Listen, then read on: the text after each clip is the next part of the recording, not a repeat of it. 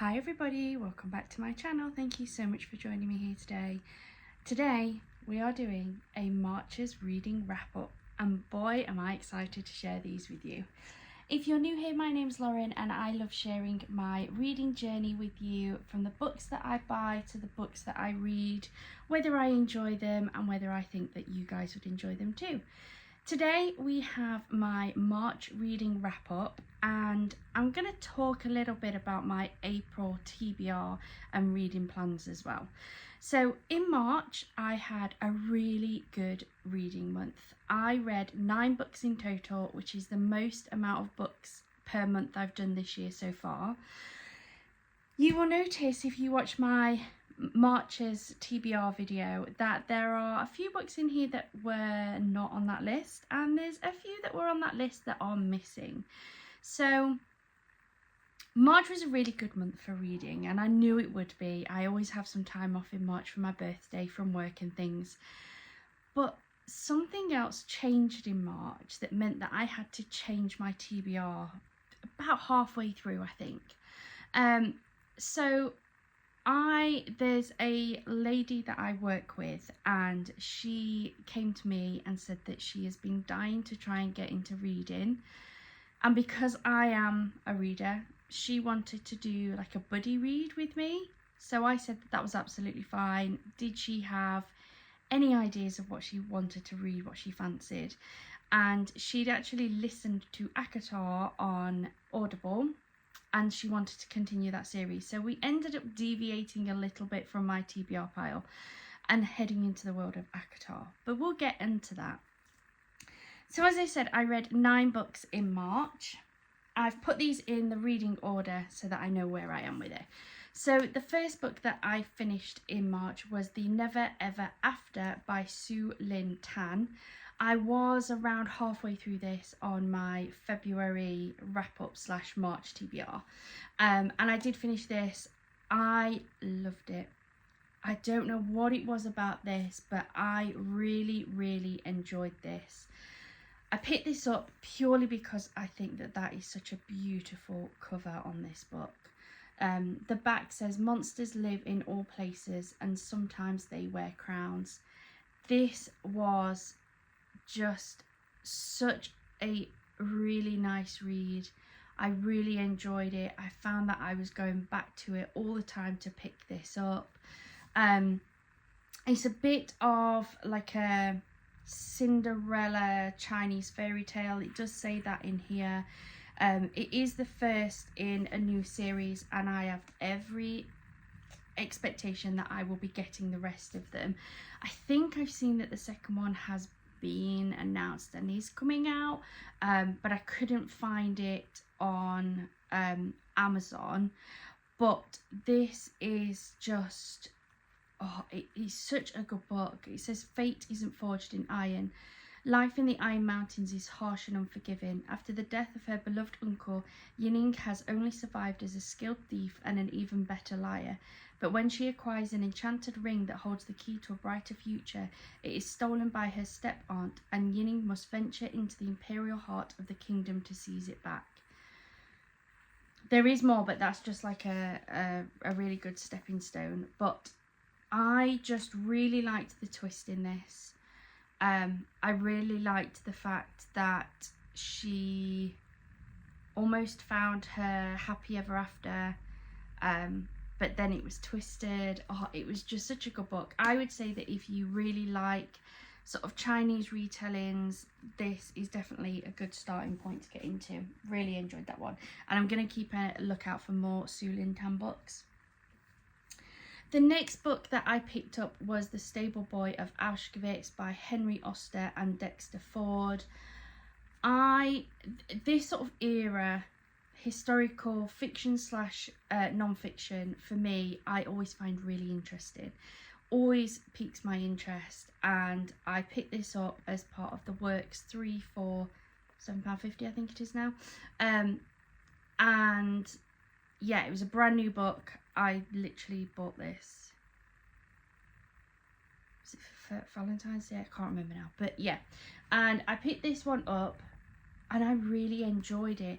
It has really short chapters. So the book itself is 249 pages. So it's not a big book, which I appreciate. There are 57 numbered chapters, but we do have an introduction and we also have a prologue. So there are a lot of chapters in here, but I really liked the fact that we followed both the story, the life of Henry Austen, and also some of the factual information that goes alongside the story as well.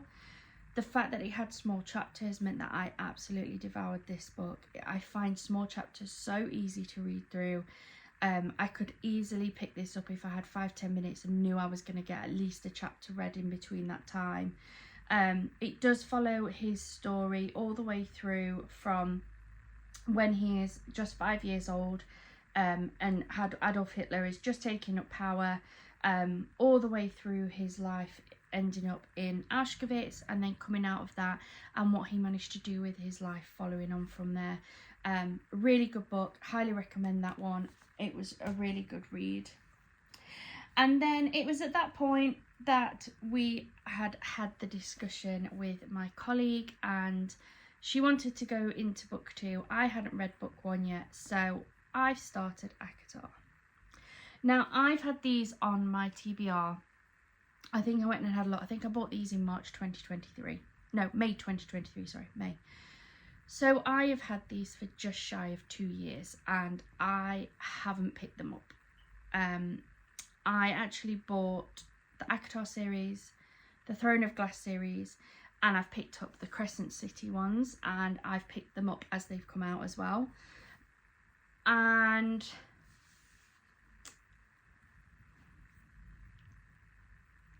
I didn't enjoy it. I have seen so much hype going around on these books and the fact that people absolutely love them. And my colleague did say to me, and she'd listened to it through Audible, that she found that the descriptiveness, the world building was really good. She really enjoyed that. But she couldn't find a plot in this, or struggled to work out what the plot was. So I gave it a go. I thought, you know what? I've read so many books, let's see what I can discover within this. And I just found it quite boring. And I know lots of people have said this, and that they've said it is quite a slog to get through this. I did finish it. I did physically read this. I didn't enjoy it. If I hadn't have been doing this as part of a buddy read, and she hadn't already started on the second one, I would probably have stopped there. When it got to the end of the book, I didn't feel the need to carry on with it. I'd have quite happily put that away and just never picked up the rest of the series. I didn't connect with the characters very well. I enjoyed the last bit where we have a bit of action, but I just found that it was just so slow going and a real slog for me. So I'm not sure what I'm missing. I'm not sure why this hasn't hit the spot. Usually with TikTok book top popular books, I usually pick them up and really enjoy them.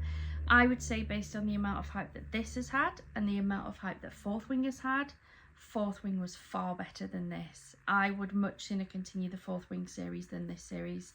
Yeah, not my favourite. I think I gave this maybe 3 stars. Yeah, I don't know what I'm missing with that, or why it's so popular.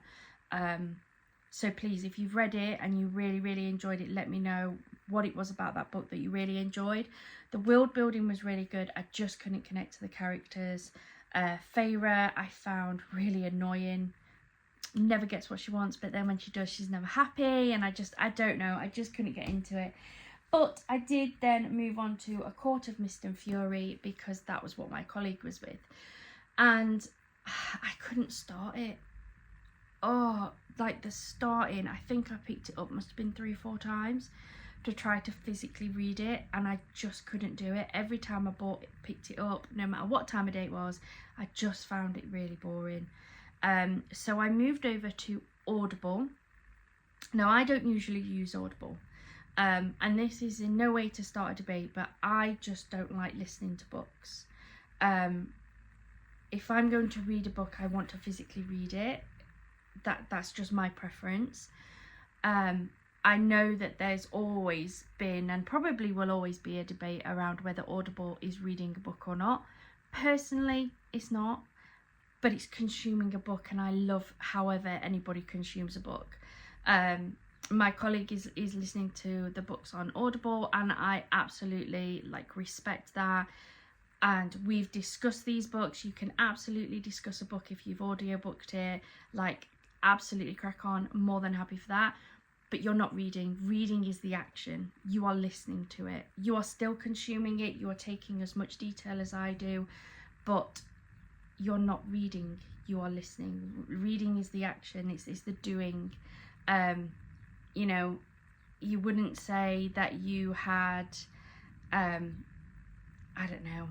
You wouldn't say that you had walked to the shop if you drove a car. You'd say you drove to the shop. It's the same thing. But you are consuming a book, and that's absolutely fine. So I listened to around half of this book on Audible, and it was easier. I will say it was easier.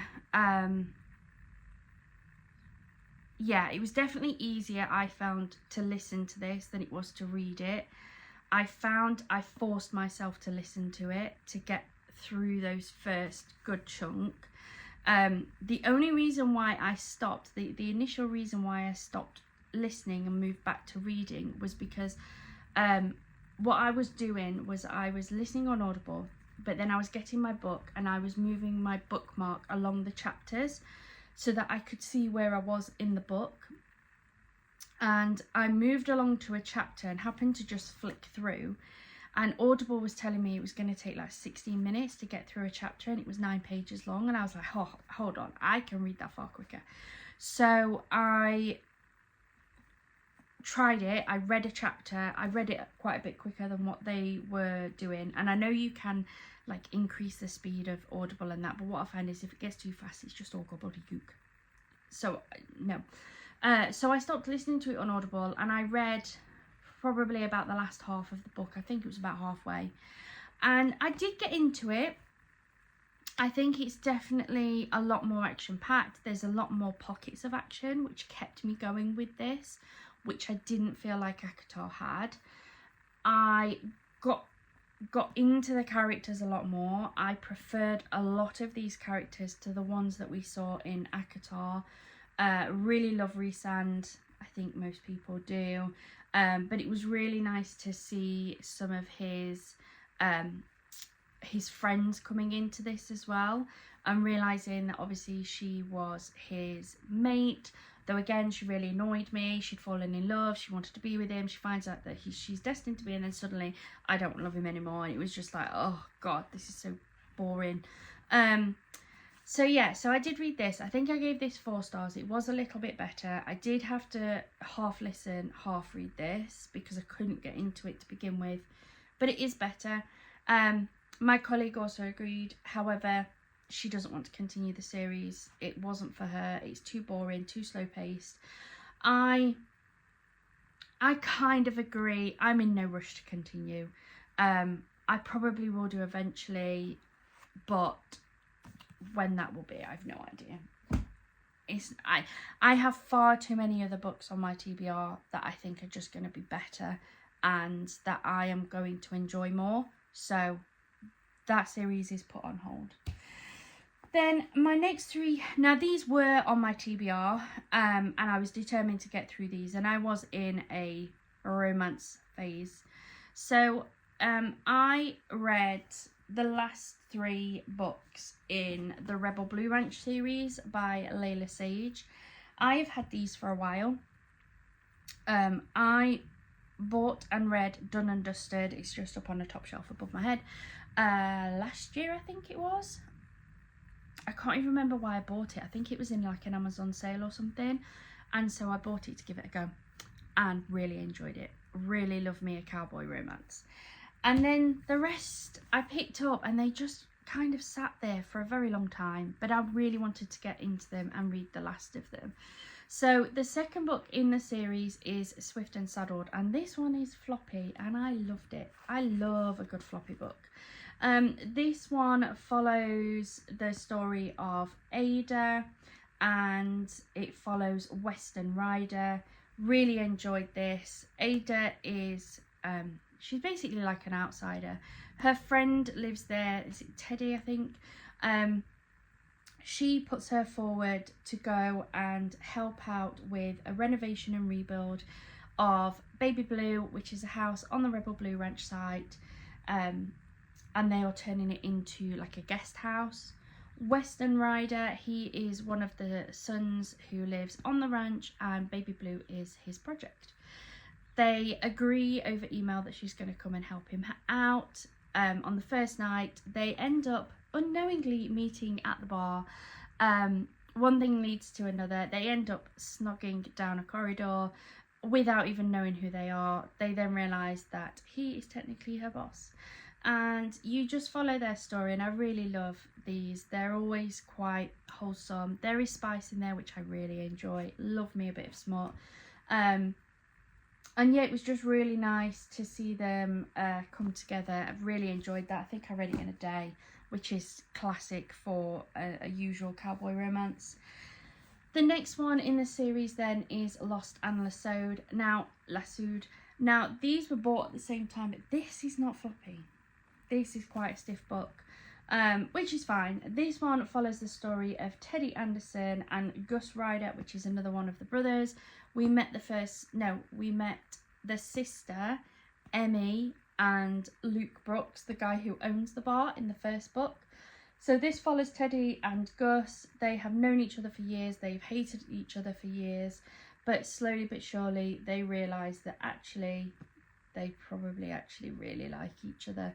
And as you can probably tell, they do end up getting together in the end. But it was a really nice, really good enemies to lovers type romance, which I really, really enjoyed. And then the last one in here is Wild and Wrangled. And again, it's not a floppy book at all. Not sure why Swift and Saddled was. It was the only one in the series that was. But this one follows Camille and Dusty. So Camille is the mother of Gus Ryder's daughter.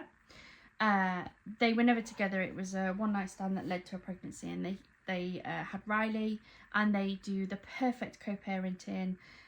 Teddy is now involved in that now that she's with Gus, and this follows Camille.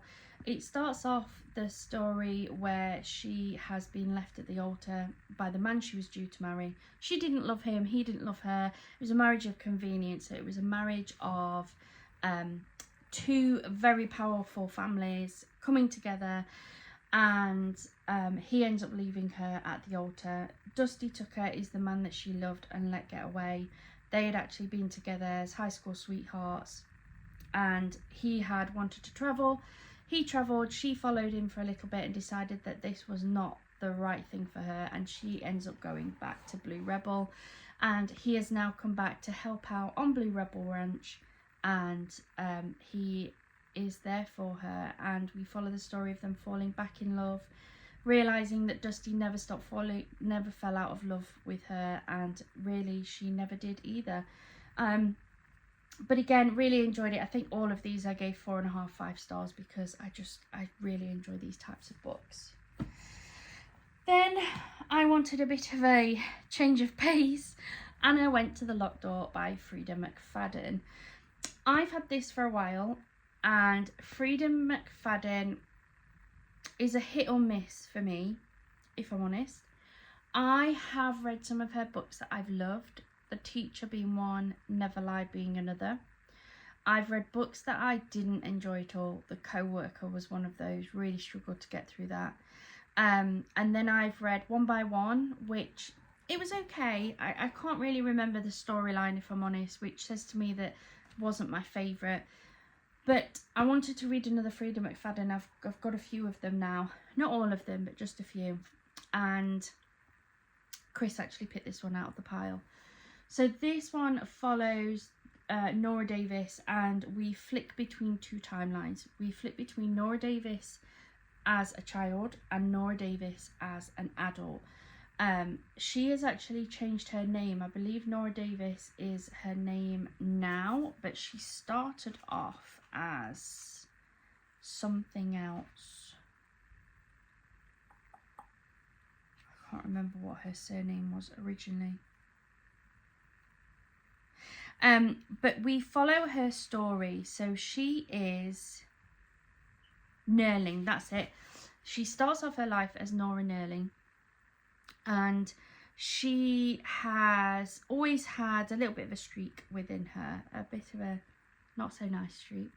And we follow her childhood of what she does, how her father acts with her, and what he is getting up to behind a locked door that leads into a basement. She ends up finding out what he's doing, and she reports him. Then the other storyline is her as a adult. So her father ends up being imprisoned for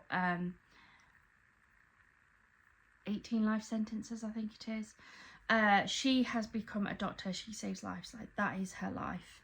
She meets a bartender, which is somebody that she ended up realising that she dated earlier in life. And she suddenly starts getting things happen that match the storyline of what her father did. Bodies start appearing that have the same MO as his MO, but he's in prison. Like, he can't be doing this. The police are adamant that she must have something to do with this, and they are trying really hard to find things to pin onto her. And unfortunately for her, someone has a vendetta out because things are coming to her, things are happening to her that make her look guilty as well. I did enjoy the twist at the end, although if I'm honest, I had kind of seen it come in. It wasn't really a massive surprise. It was okay. I think I gave it 3.5 stars. Not my favourite of hers, but it was okay. And then I didn't know what I wanted to move on to. I didn't know what I wanted to read. I am in the position where I've got too many books, and I'm darting left, right and centre, and I don't know what to do. So I asked Noah to pick me my next set of books, and he took one look at my bookshelf and went, I want you to read the pink one, Mummy. So we're back to Cowboys. This is Flawless by Elsie Silver. This is actually a reread for me. I read this entire series, I think it was about 2 years ago. Yeah, I think it was 2 years ago. But I actually borrowed these from the library originally. I didn't own these. And I do remember that I really, really enjoyed them. And so I have bought them to have on my shelf. Not as a trophy, but because I always planned on rereading them because I enjoyed them. If there's been any books that I've read from the library that I've really enjoyed, I have gone ahead and rebought them for myself, because I know that although I don't do a lot of rereading, and I really probably didn't ought to because I've got too many books, I do sometimes like to go back to one that I've read before just to see what details I've missed. And I have a really bad memory. And I can look at a book and say, yes, I enjoyed it, or no, I didn't enjoy it, but I can't always tell you everything that's happened in it. And I'm the same with films, with TVs. Like, it's not a book thing, it is a me thing. So when he picked it, I was like, yeah, sure, I will reread that series. So in March, I managed to get Flawless read. This is the first one, and this one kind of introduces us to the Wishing Well Ranch. I believe this one's Wishing Well. Gotta make sure I don't get confused. But with this one, we start to meet the Eaton family. So this one in particular is between Summer and Rhett Eaton. Rhett is a bull rider. He is really past due retirement, let's be honest. But he absolutely loves it. He loves the thrill that he gets from doing the bull riding. and he is very much doing this for his family as well, because the money that he earns from that he wants to put back into the ranch, into the family ranch, to make sure that that keeps going. Summer, she is the daughter of his agent, basically. She's just started at her dad's firm, and the first job that she has is to babysit Rhett. He has a lot of sponsors. One of his biggest sponsors is a milk production company, milk farmers, and he sadly gets recorded saying that he finds milk disgusting, and they take it offensively, and a lot of his supporters start falling out with him. They think that he's not as wholesome as he is, and what makes it then worse is a reporter then tries to get a comment from him around this video that's circulating. And to be fair, this reporter won't leave him alone, but he ends up thumping him, which then goes back out, which again shows him not in the best light. So her first job, proper job within the company, is to go and babysit Rhett for 2 months. Her only job is to look after him. Her only condition is to not get in his pants or let him get into hers. Safe to say that doesn't happen, but they end up falling in love. It's a really good book, a really quick read. Again, I think I read this in like a day, maybe 2. I can't remember. I think I was quite busy when I started this actually. But really enjoyed it. I'm glad I'm rereading them. I am going to reread the rest of the series. And yeah, just have a good fun time with them, to be honest. So that was the 9 books that I read in March, which I'm really happy with. Like, my target was to do just 50 in the year, but I want to read at my pace, and this was me reading at my pace for March. My pace will slow down as the year goes on, especially through the summer months, because Noah gets 2 months off from school for the summer. So yeah, July and August are generally quite slow read months, so I'm getting a decent amount in now while I've got the opportunity, and it will slow off later in the year. In terms of my Marches, April, God, I can't believe we're in April already. In terms of my April TBR, I don't have a fixed plan, if I'm honest. I am going to continue with the Chestnut Springs series. So Heartless is the second one in the series. This one follows Cade Eaton, which is the eldest of the brothers, and Willa, also known as Red.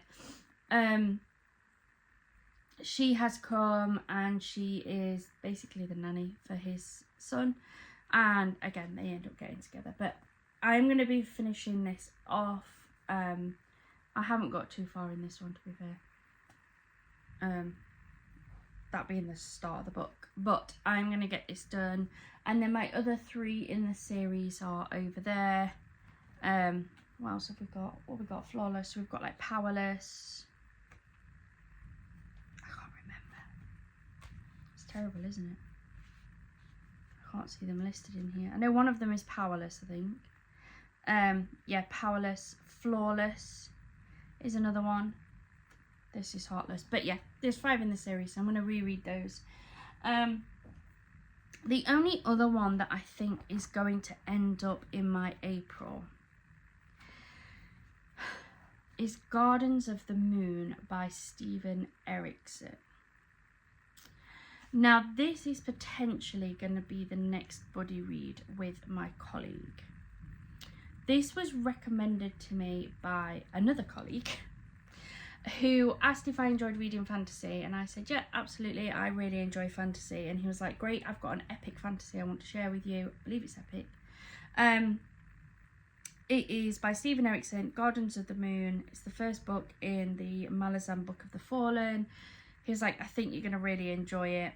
So I bought it a few months ago now on his recommendation, and I have seen some of the recommendations on TikTok and on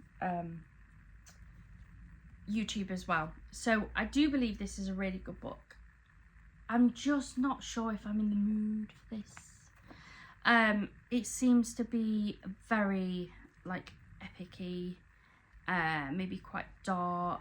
I did try to start it, My colleague has bought it. She wasn't going to, she was going to try and do audio on this, but there's maps and things in here, so she was like, I'm going to just buy it and try it. So she's bought it.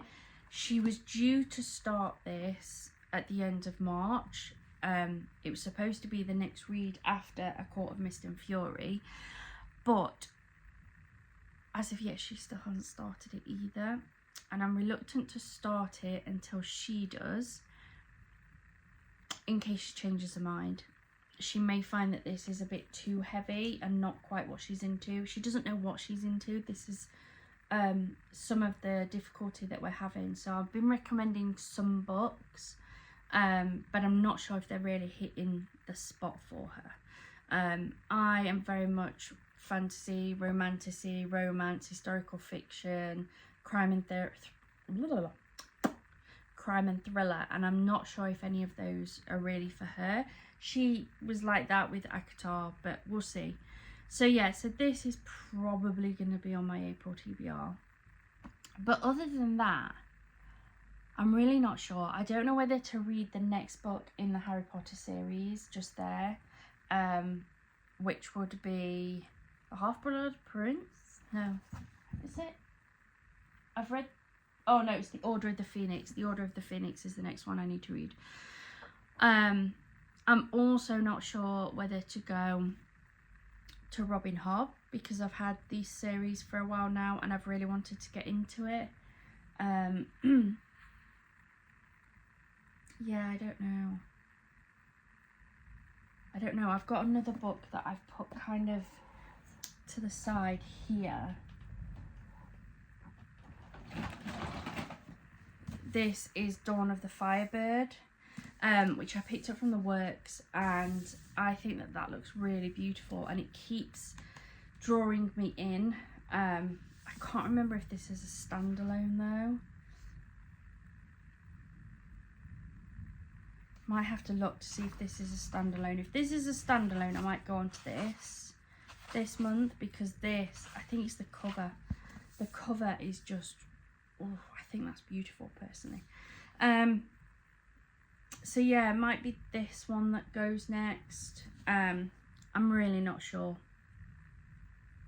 I've also got The Hobbit and The Lord of the Rings, which I asked for. I asked for it for my birthday, but I think they gave it me for Mother's Day, if I'm honest. But that's over there, and I've been dying to give that a go too. So that could also be a possibility. But then I've got like The Book That Wouldn't Burn over here that I haven't read yet. I've got, so this is the Beast of Briar series. I've read the first 3 and absolutely loved it. Started the 4th one and got about halfway. Really enjoying it. Don't get me wrong, absolutely love it. But when I bought them, I thought it was a completed series. I then found out it wasn't. So I stopped halfway through book 4. But I have pre-ordered 5 and 6 that are due later this year. So I don't know whether to do... a reread of 1 to 3 and then read 4 before 5 and 6 come out. But then I'm not sure if that will still be a completed series or if there's still another couple due out. Oh, there's just too many possibilities. I track all of my books into Libib, and my last count on Libib was I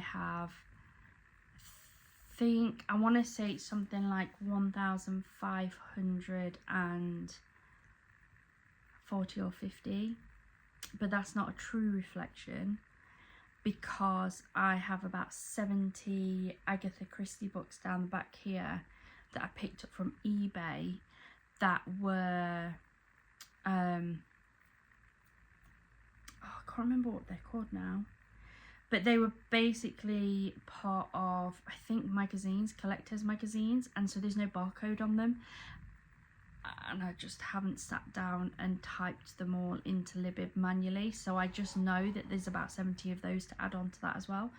So I'm at just over 1,600 books, and I've probably only read maybe 200 of those.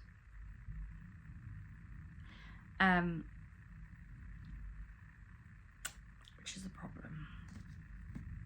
Which is a problem. I would never be able to read all of my physical TBRs because I've got far too many in my TBR.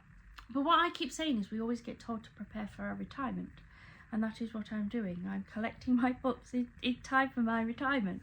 I have about over 30 years left until my retirement, but I will be prepared. So yeah, there's just too many to pick from, and I see too many recommendations on here and on TikTok, and I just can't help myself but buy more, and I really shouldn't.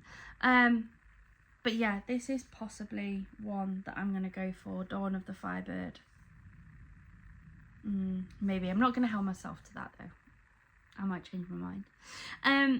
But that is everything for today. Thank you so much for joining me. If you do have any book recommendations, please do let me know in the comments down below. My books are kind of mixed up, so some of these books that you'll see behind me I have actually already read, but please feel free to drop those down there. If there's anything that you think I might not have, again, please do let me know. I hope you have a wonderful rest of your day, a wonderful rest of your week, and as always, happy reading.